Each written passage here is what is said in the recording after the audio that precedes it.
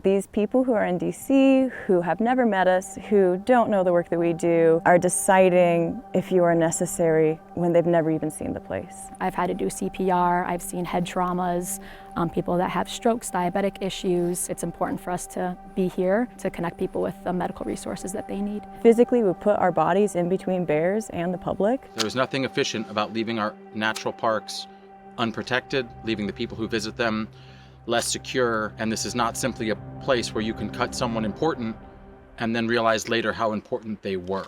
3,400 U.S. Forest Service employees were terminated this month as part of DOGE's mass layoffs of federal workers. We went to the Mendenhall Glacier Visitor Center in Juneau, Alaska, where 17 out of the 20 staff members were laid off. My initial reaction was that what happened was illegal. They cited my performance for my termination, and that was quite the gut punch since I have not had any negative marks on my performance appraisals. I've got several awards for my performance. I was fired due to my performance. Like many others in my positions, I had awards backing up my work here. For our locals here in the winter time, when this lake freezes over, people are hiking out to the glacier and having staff on site to make sure that if there's any assistance that needs to be had, people falling through the ice. I've dealt with dislocated fingers just from a simple, losing your footing on the side of a trail. I've dealt with seeing stroke patients. People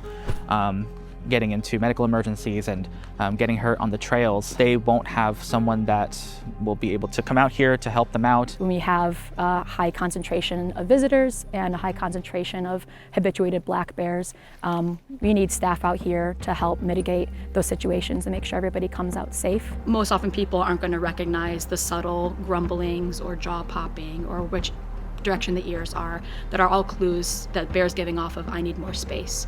As a ranger, when I walk into that situation, I put myself in front of people, try to control the crowd so that the bear has an exit and can continue using the habitat. I have my Wilderness First Responder certification. So we only had 4 of us who worked here who had that.